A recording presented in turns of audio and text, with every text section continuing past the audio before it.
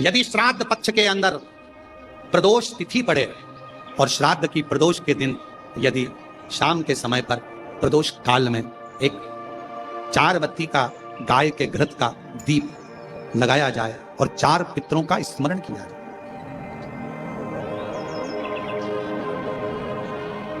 4 पितरों का स्मरण करो। वो 4 बत्ती का दीपक जलाकर पहले अग्नि सुधा पितर, दूसरे वर्षद पितर, तीसरे आग्य पितर और चौथे सोमपति पितर। इन 4 पितरों को नमन करो, प्रणाम करो और वो 4 बत्ती का दीपक या तो पीपल के वृक्ष के नीचे या मेरे शिवालय में जो प्रदोष के दिन अंकित कर देता है, जला देता है, प्रकट कर देता है, जो मन से मांगता है पितृ और शिव उसके भंडार कभी खाली नहीं करता, उसकी ज्योति भरा जाए। कौन से दिन? श्राद्ध पक्ष में जो प्रदोष आए, प्रदोष के दिन प्रदोष काल में दीप प्रकट करने की बड़ी महत्वता है। आपने 16 दिन अगर ब्राह्मण को भोजन नहीं कराया है, 16 दिन अगर तुमने अन्नदान नहीं कराया, 16 दिन अगर कोई दान नहीं दिया है, तो भी यदि प्रदोष के दिन श्राद्ध पक्ष में जो प्रदोष आएगी, उस प्रदोष के दिन श्राद्ध पक्ष के 16 दिन के अंदर जो प्रदोष आए, प्रदोष काल में चौमुखी दिया 4 पितरों का जिनका नाम अभी वर्णन किया उनका स्मरण कर कर यदि प्रज्वलित किया जाए तो उसका फल अधिक मिलता है। और जो कामना कर कर हम दीप लगाते हैं वो कामना हमारी वर्ष भर पूरा नहीं होता और बाबा उस कामना को पूर्ण कर देता है, पितृ पूर्ण कर देता है। तुम अपने पितरों का नाम लो और लगाओ, क्योंकि ये 4 पितृ 4 दिशाओं से हमको सुरक्षित रखते हैं। अग्निस्वध पितर हमारे पूर्व दिशा से हमें सुरक्षित रखते हैं, वर्षद पितर हमें वर्षद पितर हमें दक्षिण दिशा से सुरक्षित रखते, और महाराज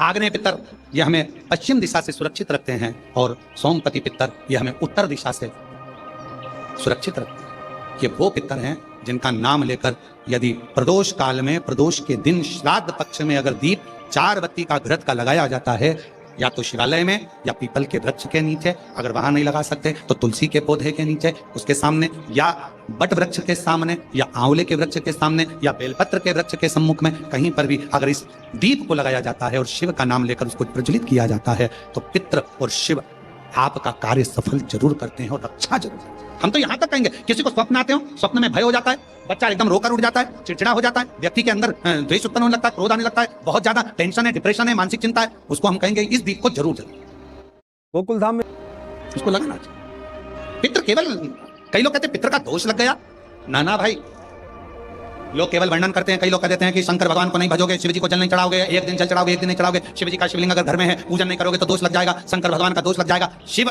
कभी भी बद्दुआ नहीं देते, जैसे एक बाप एक पिता अपने बेटा बेटी को कभी बद्दुआ नहीं देते। अगर चिल्लाकर बोल भी देंगे अपनी बेटी को, अपने बेटे को, तो बाद में उसको वर ही देंगे, है तो बेटी ही ना, है तो बेटा ही ना। मेरा शंकर भगवान कभी बद्दुआ नहीं देता, मेरा शिव कभी बद्दुआ नहीं देता, मेरा वो घरदानी कभी अपशब्द नहीं कहता, वो तो वर देता। क्या हमारे पूर्वज, हमारे पितर जो चले जाते हैं, क्या वो भी आकर हमारे घर के दरवाजे पर श्राद्ध पक्ष में खड़े होकर हमसे कुछ मांगते?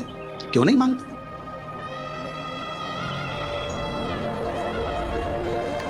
बस रूप बदला हुआ, स्वरूप बदला हुआ। एक कथा यदि आप लोगों ने सुनी होगी भगवान कृष्ण की। एक बार श्री गरुण जी महाराज भगवान कृष्ण से प्रश्न करें, और गरुण जी महाराज ने भगवान नारायण से भगवान कृष्ण से प्रश्न किया, क्या पितरों की तृप्ति का कोई कार्य हो सकता है? ये 16 दिन जो पितृपक्ष के आते हैं, इन 16 दिन में हम पितरों के लिए क्या कर सकते हैं? कोई ऐसी कथा हमारे शास्त्रों में वर्णित है क्या? तो क्यों नहीं? भगवान कृष्ण और गरुण का संवाद कर रहा है, भगवान कृष्ण और गरुण का संवाद वर्णन कर रहा है। क्या ऐसा कोई चरित्र हमारे जीवन में होता है जो हमारे जीवन को श्रेष्ठतम दे, आनंद दे? एक चरित्र है, कहा गरुण जी एक रुचि नाम के राजा हुए, जिन्होंने अपने गुरु की शरणागति ग्रहण कर गुरु की शरणागति गुरु की शरणागति ग्रहण करी, और गुरु की शरणागति ग्रहण कर उन्होंने अपना घर परिवार सब छोड़कर एक समय भोजन ग्रहण करना और भगवान का भजन, सब कुछ छोड़ वन में निवास कर रहे हैं, वन में घूम रहे हैं, वन में निवास कर रहे हैं, वन में भ्रमण कर। एक बात अपने अंदर उतार कर रखना मेरी बहनों, मेरी जीजियों, मेरे जीजाओं, मेरी बेटियों, बेटाओं, अगर तुम्हारा मन करे कि मुझे घर छोड़ना है, परिवार छोड़ना है, तो तब छोड़ना जब भगवान तुम्हारा हाथ पकड़ ले। किसी दूसरे के चक्कर में तुम अपना घर मत छोड़ना, अपना परिवार मत छोड़ना। भगवान के यदि तुम हो जाओ, परमात्मा के यदि तुम हो जाओ, तो छूटे तो अच्छी बात। और किसी दूसरे के चक्कर में अगर घर छोड़ रहे हो तो वो श्रेष्ठता नहीं है तुम्हारी, वो फिर तुम्हारी श्रेष्ठता।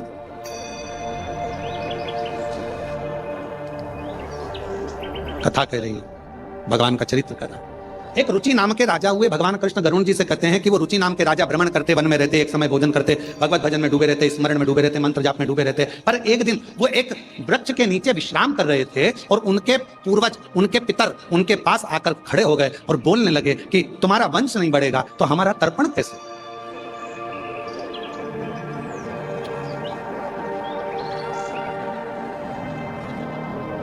तर्पण मालूम है ना सबको? जल देना, हमारा तर्पण कैसे हो?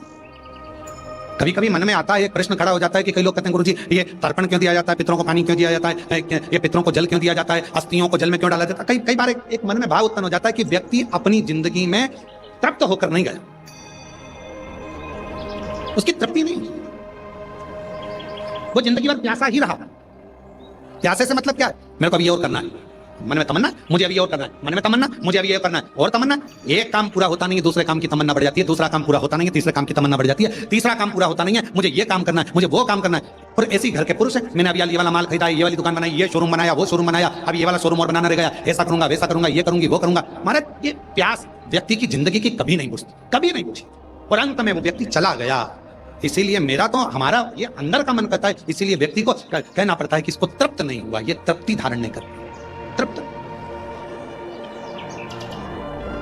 वस्तुओं से तृप्ति रखो, घर के सामानों से तृप्ति रखो, और परमात्मा की कथा से कभी तृप्त मत हो। परमात्मा की कथा में तो और प्यास बढ़ना चाहिए, और मिले और मिले और मिले और मिले, और प्रारंभ हो और सुनने को मिले। ये प्यास परमात्मा क्यों? क्योंकि अगर परमात्मा के भजन की, परमात्मा की कथा की, शिव नाम की, मंदिर जाने की, दर्शन करने की, कुबेरेश्वर धाम जाने की जब प्यास अंदर बढ़ेगी, तो ये याद रखना, ये परमात्मा को मिलन की जो प्यास बढ़ती है, वो परमात्मा को हमारे करीब में लेकर आ जाती है। और एक दिन मेरा काल अधिपति महाकाल तुम्हारा हो जाता है, और तुम काल अधिपति महाकाल की बेटी हो जाती है।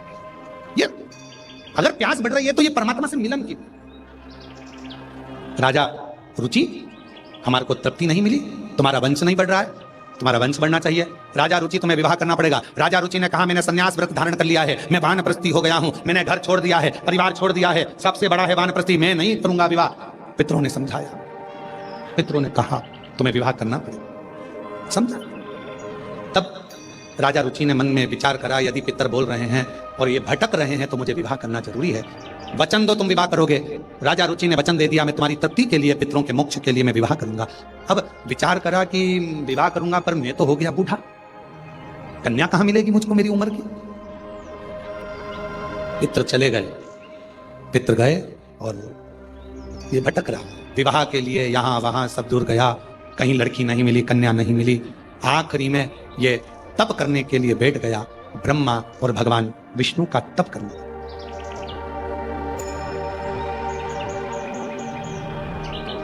तप करना। अगर ये भगवान ब्रह्मा जी ने आकर कहा कि तुम्हें क्या चाहिए? एक कन्या नहीं मिल रही है विवाह के लिए। ब्रह्मा जी ने बोला ये लेखनी तो मैं लिख देता, परंतु ये लेखनी लिखने वाले तो स्वयं देवाधिदेव महादेव हैं। जन्म, मरण और परण, परण मतलब जानते हो? विवाह।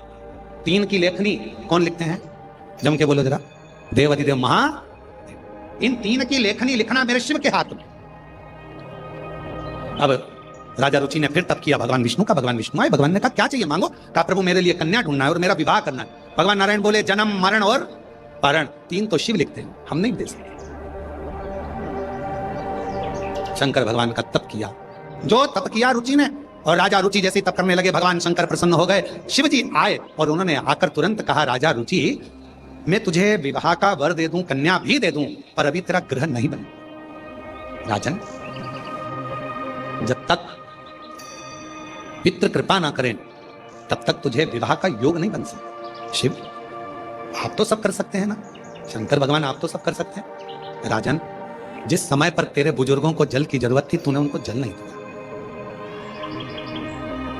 फिर निवेदन है आप सबसे, श्राद्ध का मतलब केवल ये नहीं है कि जो मर गए उनके प्रति श्रद्धा रखी जाए। श्राद्ध का मतलब है तुम्हारे घर में जो जीवित हैं, तुम्हारे घर में जो बुजुर्ग हैं, तुम्हारे घर में जो बड़े बैठे हैं, वो बुजुर्ग हो गए तो उनको पानी भोजन उनकी व्यवस्था समय पर दीजिए। ये श्राद्ध का मतलब ये नहीं है जो मर गए उनके प्रति श्रद्धा, उनके प्रति रखो श्रद्धा। मतलब हम ये नहीं कहेंगे कि मत रखो, मना नहीं है। आप अपने पूर्वज चले गए उनके प्रति श्रद्धा रखो, उसका मतलब श्राद्ध है, हम मानेंगे। पर हमारी शिव महापुराण की कथा कहती है, ये शिव तत्व कहता है कि सबसे बड़ी 16 दिन की श्राद्ध से मतलब रखना कि अपने घर में जो बुजुर्ग हैं, अपने घर में जो बड़े हैं, अपने घर में जो बुजुर्ग माता पिता हैं, उनके प्रति श्रद्धा हो तो समझ लो कि ये श्राद्ध का महत्व है। आप श्रद्धा ही नहीं रखते जी। जब तुम्हारे बुजुर्ग तुम्हारे से पानी मांग रहे थे तुमने घर छोड़ दिया, जब तुम्हारे बुजुर्ग तुमसे जल मांग रहे थे तुमने घर छोड़ दिया, और अब कहते हो कि मैं तुमको कुछ दूं, तो तुम्हें उन बुजुर्गों को प्रसन्न करना पड़ेगा, तुम्हारे पितरों को तृप्त करना पड़ेगा। तृप्ति का कोई मूल साधन जिससे मेरे पितृ तृप्त हो जाए। हाँ, पितरों का नाम लेकर, चारों पितरों का स्मरण कर कर राजा रुचि ने अपने पितरों के निमित्तार्थ ये कर्म किया। तभी इस कर्म को जैसे ही करा था, करते ही राजा रुचि को जो चाहिए था वो मिलने लगा। सामने से एक नदी के सम्मुख से एक स्त्री, सामने से एक सुंदर अप्सरा ब्रह्मलोचना निकल कर बाहर आई, और जैसे ही आई पूछा राजा रुचि ने, तुम कौन हो? कहा, मैं अप्सरा हूं ब्रह्मलोचना। आपने पितरों को तृप्त करा है दीप लगाकर, क्या चाहिए तुम्हें? मेरा विवाह नहीं हो रहा, कोई कन्या चाहिए। राजा वरुण की पुत्र की पुत्री मालती, जो तुम्हें इसी स्थान पर, जहां तुमने शिव की आराधना करी है, शंकर की आराधना करी है, जहां तुमने पार्थिव बनाकर पूजन करा, इसी भूमि पर वो मालती का दर्शन होगा। उस मालती से तुम्हारा विवाह होगा और तुम्हारे घर में पुत्र रत्न की प्राप्ति होगी, तुम्हारा वंश बढ़ेगा और तुम्हारे पितृ हमेशा तुम्हें वर प्रदान करेंगे। बस वो मालती का प्राकट्य होता है, और वरुण के पुत्र की पुत्री मालती का सम्मुख में आना, रुचि के साथ विवाह और दोनों का निवास करना। शास्त्र में भगवान कृष्ण गरुण से कहते हैं, गरुण पितृ पक्ष में जो ये राजा रुचि की पवित्र कथा को श्राद्ध पक्ष के अंदर श्रवण करता है, भगवान कृष्ण कहते हैं ब्रह्मा विष्णु महेश और पितर उसकी झोलियां खुशियों से भर देते हैं। ऐसे राजा रुचि की कथा का वर्णन आता है। ये राजा रुचि की कथा, राजा रुचि